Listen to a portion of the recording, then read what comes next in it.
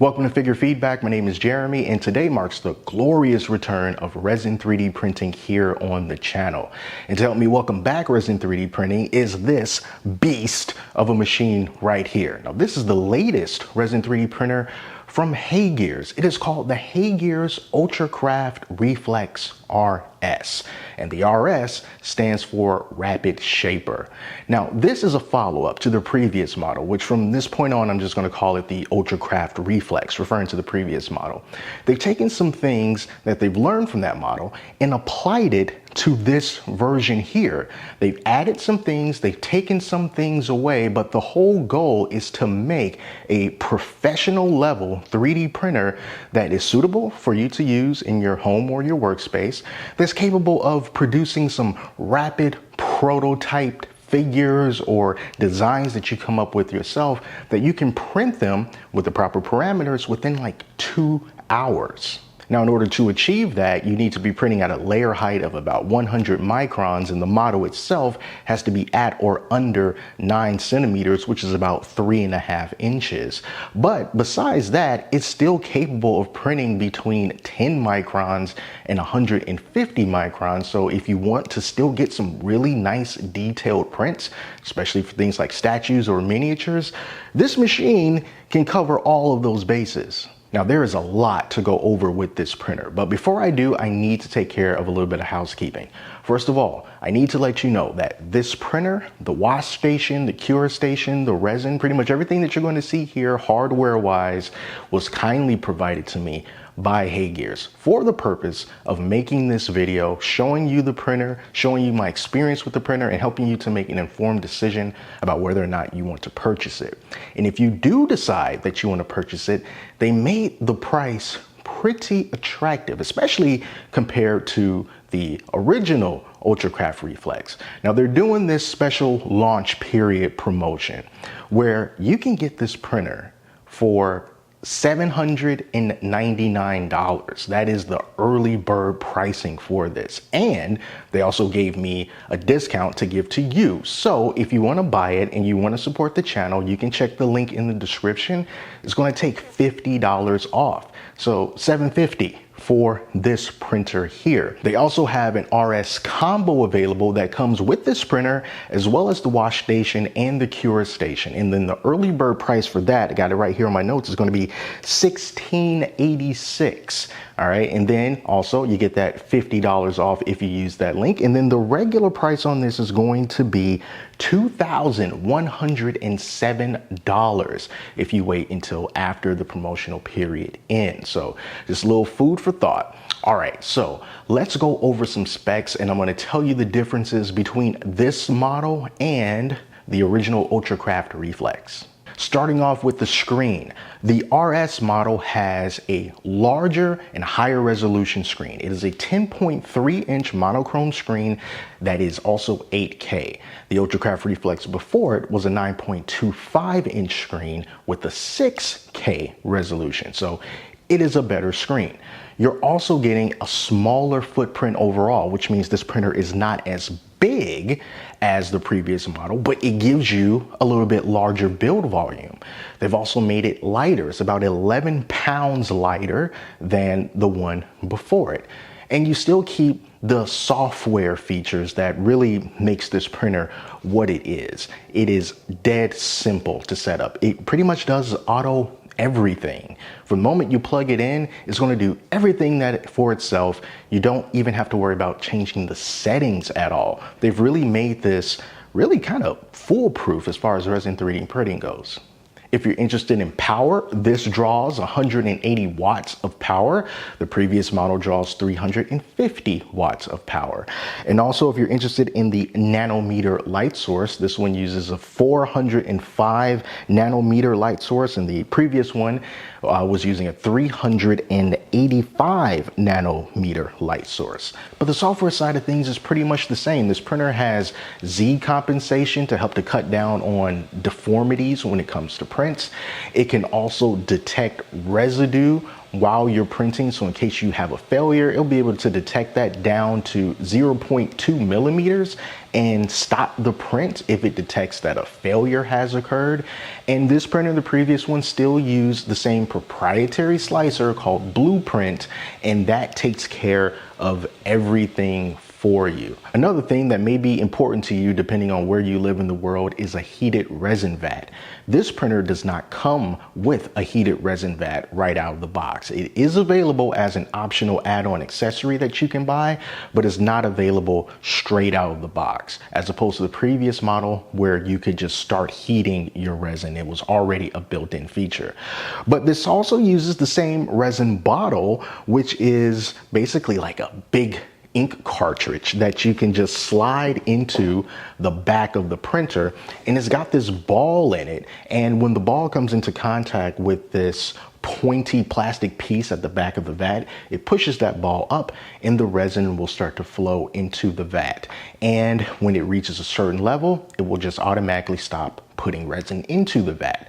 And as you use resin, it's going to just fill the tank and fill the tank until there is nothing left in this bottle. That is something that the previous model does as well, but this model does not have the floodgate, if you will, that opens and closes as the resin is coming through. It's just wide open all the time, but I didn't have to worry about any kind of spills or anything like that from an overflowing tank. So the system with the ball and the plastic piece, it still works just fine. And this printer is also pretty cool to look at when it's turned on. You can probably hear it gurgling away right now, but it's got these cool orange lights on the inside, and it really helps to add to the ambiance of the room that you're printing in. But at the same time, this is a pretty shaded door that flips up just like this. And it's advised that you don't open it while you're printing. The printer tells you not to do that. And if you do, at the end of the print, it tells you, hey, something might be a little bit messed up because you opened the door and we told you not to. But yeah, it does have that feature as well. And I do love the flip up lid like that. And while it's printing, it's not a loud printer, but as it's just sitting here on standby, you are going to hear it just kind of gurgling away. The user interface is also really simple to understand, and in fact, since this printer does so many things automatically, I didn't find myself spending a whole lot of time in the menu system like that, except for doing things like checking for firmware updates and updating the printer, which, by the way, it does have built-in Wi-Fi, so you can get your updates pulled down from the cloud. If you want, you can send your files over your local area network directly to the printer, or you can send them up to the cloud and then it'll go down into the printer. And there's also a micro SD card slot on the side as well. And that's where the power plug is going to be. That's where the power switch is going to be. The printer is also compatible with the air compression module that HeyGears sells, along with the special vat that goes along with it. And with that, you'll be able to reduce the peeling force of the film on the bottom of the vat, and then that in turn should lead to some faster print times, as well as some finer supports so that you can more easily take your supports off of your model. But that, just like with the previous model, is an optional add-on that you can choose to buy. All right, so far, so good. But, you know, I gotta address the elephant in the room when it comes to this printer. It's one of the biggest criticisms about HeyGears printers in general, and that's the proprietary nature of it all. The fact that you cannot use any other slicer except for the Blueprint slicer, and the fact that they lean heavily into their resins, which are proprietary resins in these proprietary bottles. And this resin tends to cost more than others on the market. So a bottle like this will cost you around $45, $50, as opposed to the $20 bottles that you can typically find pretty much everywhere else. But I do have to stress that even though HeyGears wants you to use this resin, because through their testing is going to give you the best quality, the best results that they can actually vouch for, they are not required for you to use this printer. You can use third-party resins in this printer. Although it's not generally recommended, you can still do it because the printer doesn't know what resin is actually in the vat. It can just read the RFID tag so that it can communicate what bottle this is to itself and back to the slicer.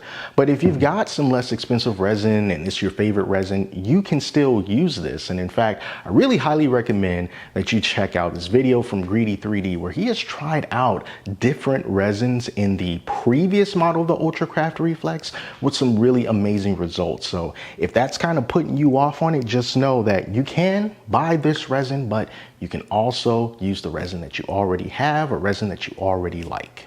I also have to address the fact that the Blueprint slicer still does not let you change certain printing parameters, such as the exposure time, the different speeds. You can't change that. HeyGears has designed it so that they've taken all of that grunt work out.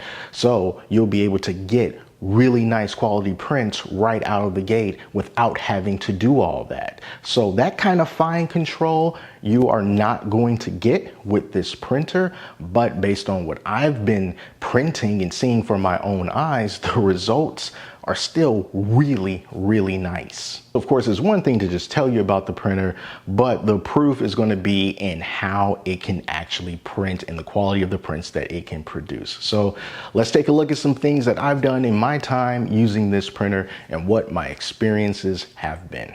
So now let's take a look at some sample prints. We got some miniatures right here. They're about the 32 millimeter scale or so. In the middle, I have this larger Cyclops, kind of like a toony Cyclops kind of a figure that came with a base. And then these two here of this Dracula and of this character right here, whose name I forget. These are 75 millimeter miniatures. And then here's a Piccolo from Dragon Ball that I found as well. You also see that there are some different colors here. The gray ones are from HeyGears' PAP 10 resin, and then the lighter color ones are the HeyGears PARP 10 resin, P-A-R-P. And all of these models printed without any failures whatsoever. Just ran them through the slicer, had it do the automatic supports, and then just printed them out. The print time estimates in the slicer are an over-exaggeration, which is a nice little surprise. I've had some prints, not these, that say that they're going to take about 12 hours to print that ended up finishing in about 9 hours. So the print times were not accurate, but they were always faster. The quality of these prints are really nice, and that's why I wanted to try with a variety of different sizes for this example. And this was all just no tweaking whatsoever, just letting the software and the printer do what it's going to do best. Let it do the automatic everything, automatic orientation, automatic supports, automatic repairs, automatic positioning on the build plate. It did all of that and just printed these out, and they look very nice as far as their details are concerned. No mishaps whatsoever. Now, one thing on these models that you'll probably notice as you look all the way around them is that there are some marks left over from the supports, which is a very common thing and expected thing with resin 3D printing. Usually just some light sanding will get rid of those raised bumps and get everything nice and smooth, especially if you're planning on painting them. The one thing that I wish I experienced that I've seen from reviews of the previous model were supports just coming off of the models like butter, as if there was nothing holding them to the model. And that just wasn't my experience with this. The supports were not difficult to remove, but I did have to apply some heat just to make things a little bit easier for me. So although I didn't have that buttery smooth release that I've seen some other YouTubers have with the previous model, the support generation was still very good, and removing the supports, it was not difficult, though I wish it were easier based on what I've seen in the past. I think this figure of the woman with the gun came out exceptionally well because there's such small, intricate details on her dress. You can see these crucifixes and these swirly patterns, and the curls in her hair was all replicated very, very beautifully with this printer. So you know I had to take advantage of the larger build plate, and I decided to print this Grim Knight statue, basically Batman with guns. And I used the ash gray water washable resin for this model.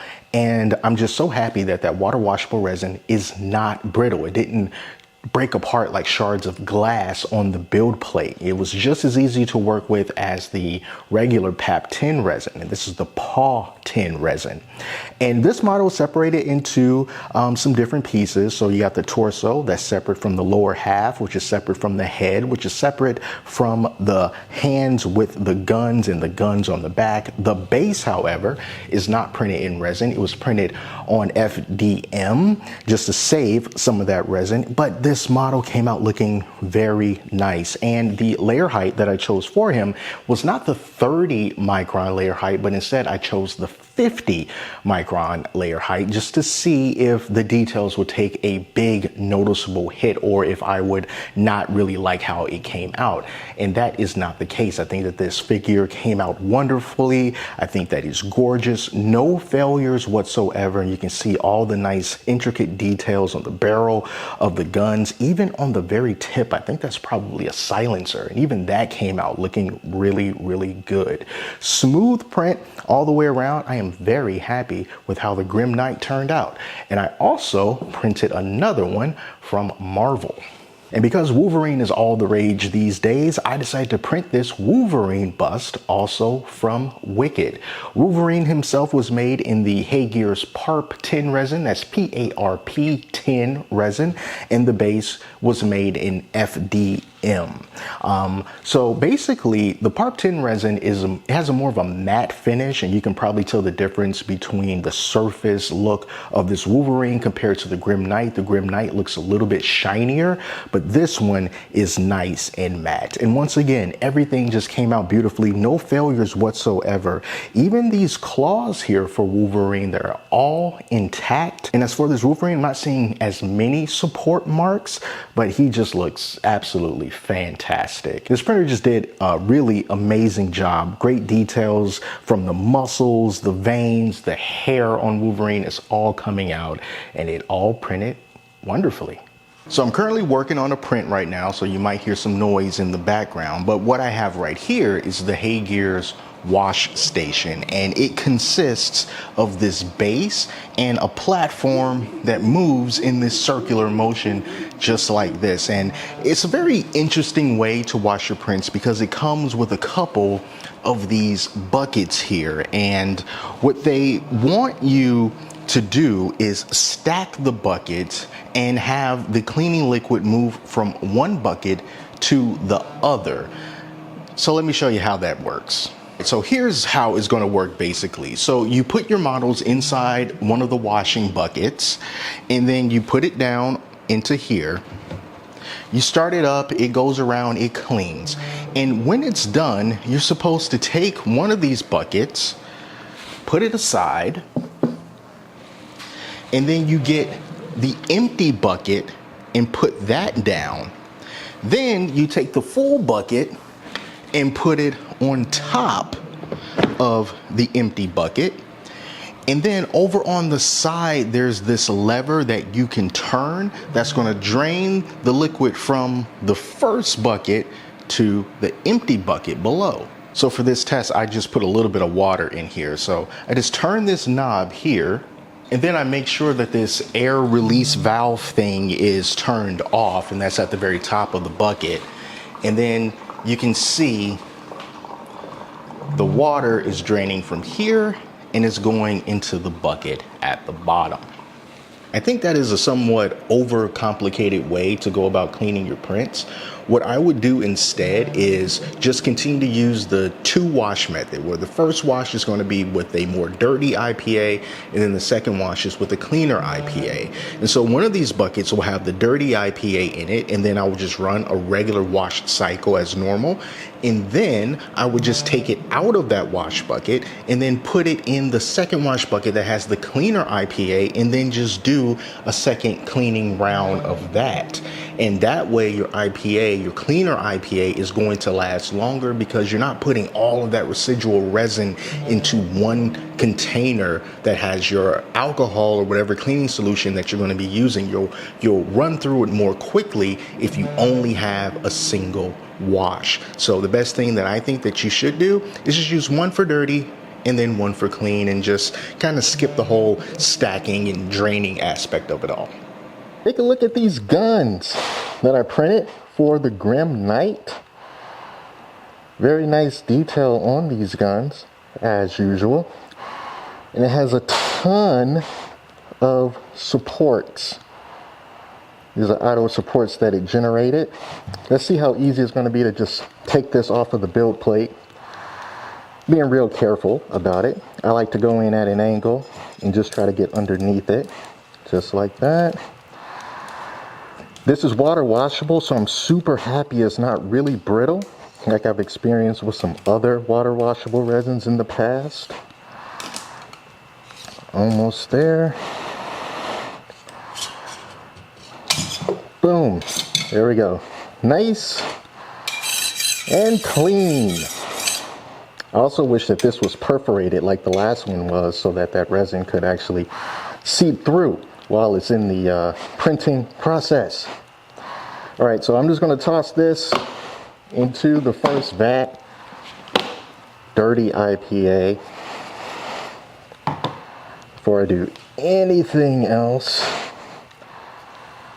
just put it in there like so.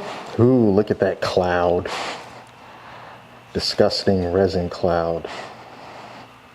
Nice. All right, so now I'm gonna put this on.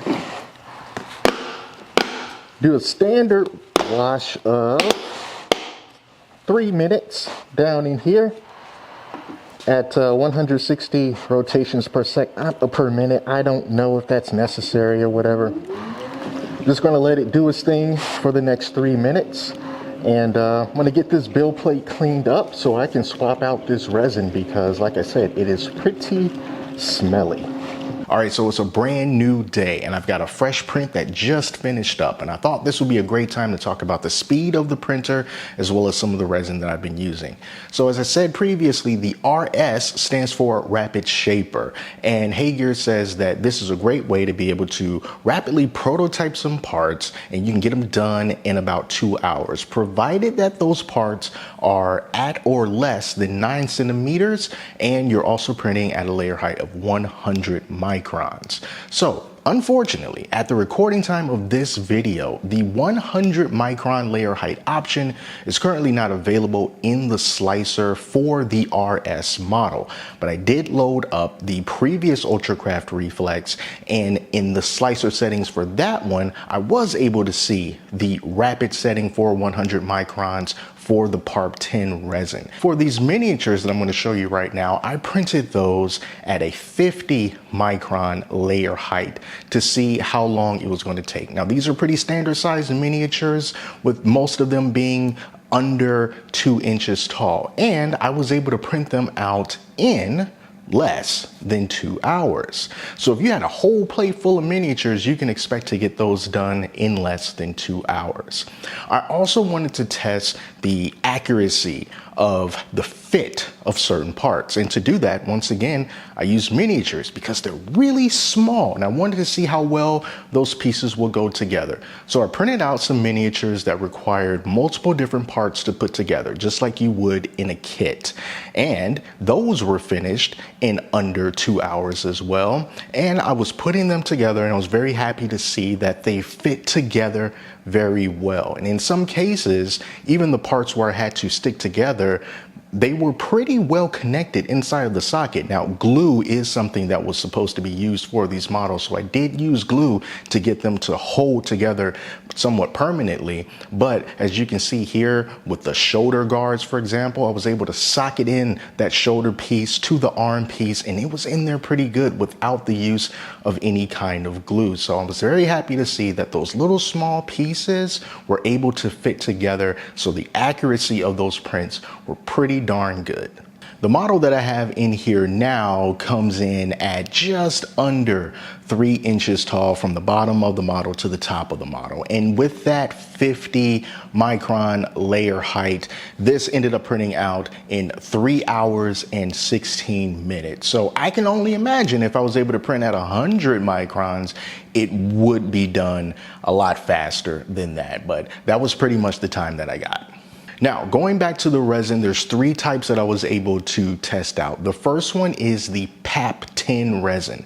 PAP-10 resin is best used for miniatures, statues, and things that require a lot of fine detail. I was also able to try out their PAW-10 resin, that's P-A-W-W, and that is simply water washable resin with a layer height of 50 microns. And then the final one is the PARP-10 resin, the resin that was recommended for getting the rapid shaper function to work properly. If you're curious about the smell out of all of those, I found that the water washable resin was the one that emitted the most odor. So what I have inside of here right now is the PAP-10 resin, and even though this is wide open, I can smell something, but it is not bad at all. The worst and strongest smelling resin was definitely the PAW-10 water washable resin, and that is why in the portion where I was talking about this washer here and how that worked, my voice sounded weird because I was wearing a respirator, because that smell, it was quite pronounced, and I was like, I've got to wear a respirator because this stuff is pretty strong. So if odor is something that you are very sensitive to, wearing a respirator is always the best choice. But if you're not going to do it, I think that the PAW-10 resin is going to give you the most trouble as far as the smell goes. All right, so let's talk about price. Right now, the PAP-10 resin, HeyGears charges $59 for that 1 kilogram bottle. And for the PARP-10 resin, the cost currently is $45 for that 1 kilogram bottle. However, HeyGears is going to change that. They are going to repackage it and redesign the PARP-10 resin. They're going to call it PAS-10.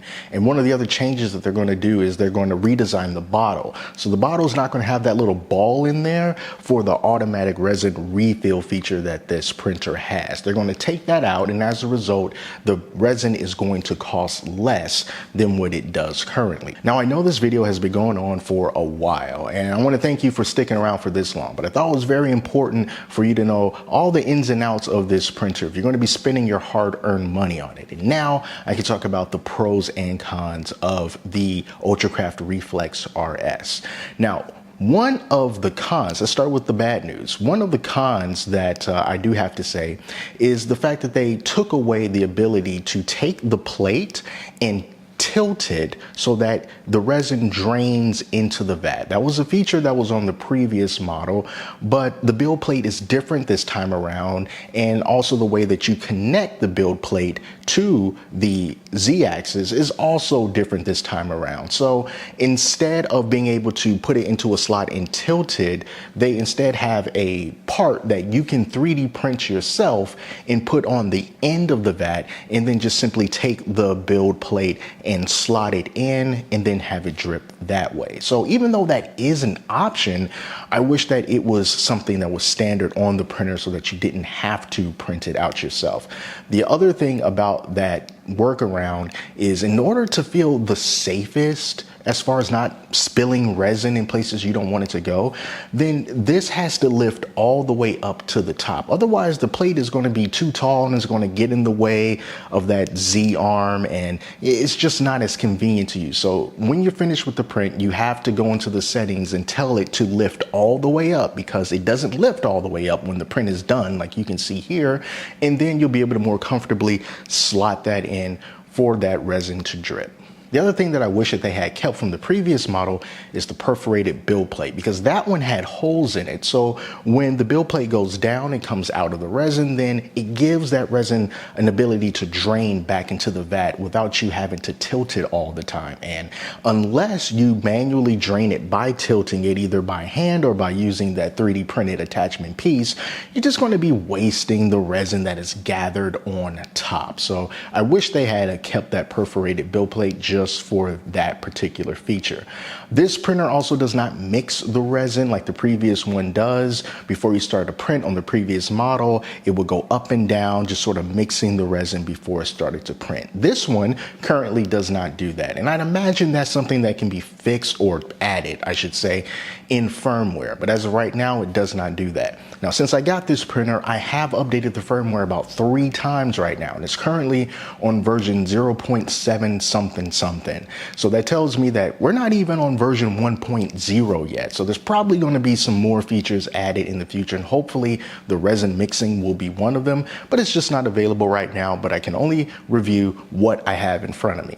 Another thing that I wish this model had, which is not really a big deal, but it'd still be nice to have, is the ability for the printer to know how much resin is in the vat and how much resin is in the bottle, and then communicate that through either the Slicer or the Blueprint Go mobile app. I know that the previous version of this printer can do that, but I have not been able to get it to transfer that kind of information. And now I don't think that it can do that. Now, that's not a huge deal because you do have marks on the vat itself that tells you the approximate level of how much resin that you have in there. So all you have to do is just kind of look. And I always check to make sure whether or not I have enough resin before I start to print anyway, just with a visual check. So it's not a huge deal, but just as far as the technology aspect of it goes, it would be a nice thing to see.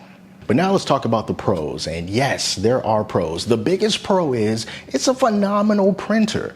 The whole point of Resin 3D printer is to be able to print some very nice, nicely detailed, highly detailed, and dimensionally accurate models, and to make it simple. And that's what this printer does. Everything that I've printed, from little tiny small parts to larger bits of the statue, I haven't had a single failed print. Not one failed print, not one thing has gone wrong with this printer. And the only thing that I've ever done was turn it on. I've not gone into the menus and done any manual calibrations. I haven't done anything. I've just told the printer what to print, and it's printed them. And it has been very, very, very awesome to use thus far. So if the main thing that you want to know is how does this printer print, that's what it's supposed to do. It does that phenomenally well. Another pro that I want to give is to the Blueprint Slicer. I know some people may not like the fact that it's proprietary and you can't use Chi2 Box or Lychee. You can't use any of those other slicers. And I get it because you're comfortable with what you're comfortable with. But the Blueprint Slicer, I still think, is a very good slicer. It doesn't give you that fine control that you have in other slicers, but what it does do, it does very well. You got all the basic features as far as your scaling and your rotating and being able to hollow out your prints and making holes, and you can still do all of that stuff. And if you want to have more fine control over your supports, they do give you the option to do that. There is an advanced setting for the supports where you can set little parameters to best fit your needs when it comes to support. So even though you can't control the exposure time and speed of this and speed of that, you still have control over the most primary functions that most people will be using with a Resin 3D printer.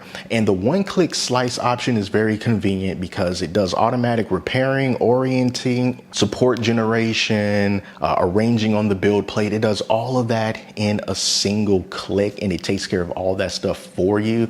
Like I said, if you want to have more control over where your supports go, if you want to arrange it on the build plate yourself, if you want to tilt the model yourself, you can still do that. But the results of just letting the slicer be the slicer and do it for you has always been successful to me. Now let's talk about the accessories and the wash station and the cure station. And although these are not required to use this printer, they are available for you if you do want to pick them up. Now, the wash station, it does a really good job at washing your prints, but at the end of the day, all it's really doing is moving your prints around in your cleaning solution. And the way that they have designed these two buckets to stack on top of each other and to drain the liquid from one to the other, I mean, I get it, but I do think it's a little too complicated, a little over-engineered, if you will. I do like the fact that you can change the rotations per minute in order to get the strength of a wash that you want, and it can connect to Wi-Fi, so you'll be able to take the data from the cloud if you want to use the cloud from your print, and it will send it to the wash station in order to help you wash more efficiently. That's nice, but it's just a wash station at the end of the day. It does does its job, but it just does it in a more complex way. And then you have the cure station. Now the cure station is pretty darn cool. It is a very nice size. You can cure a good number of things inside of there, as well as some larger pieces as well. It also has a heating function, so you can use it to sort of dry your prints if they're a little bit wet, or if you're painting something, you could pop it in there and put it on the bake setting and change the temperature and provide some heat for your model. So I like that two option approach that this offers. And it also is connected to Wi-Fi in order to give you some optimal cure time. And just so you know, besides the whole cloud aspect of it all, you can just use these individually without having to use this printer, you know. So if you got multiple 3D printers and you just want to have one wash station and one cure station, this can still take care of things just like any other wash and cure station can. So overall, I have really enjoyed the weeks that I have had with this printer and this wash station and this cure station from HeyGears. This is a really, really great printer. And if you're looking for something of, I would say, more of a medium-sized printer, something that you don't have to worry about babysitting so much and trying to figure out settings and doing a lot of tinkering and calibration models and all that stuff, then this is the type of printer that you're going to want to have. And I think for that launch price of $799, HeyGears is really trying to be good and competitive this time around. So if you are interested in that and you want to pick it up, and at the same time you want to help out the channel, again, there's a link in the description. You'll also be able to get the $50 off during that promotional period for this printer and the combo if you want to pick up the combo as well. So like I said, this has been a very long video, but if there's anything that I left out that you are curious about, please let me know down in the comments so I can take a look, and I will answer as many of them as I possibly can. And I'll also be making some more videos featuring this printer and Resin 3D printing in the future as well. So stick around for that and subscribe if you are interested. But that is all for now. I want to thank you all so much for watching. Till next time, take care of yourselves, and I'll speak to you soon.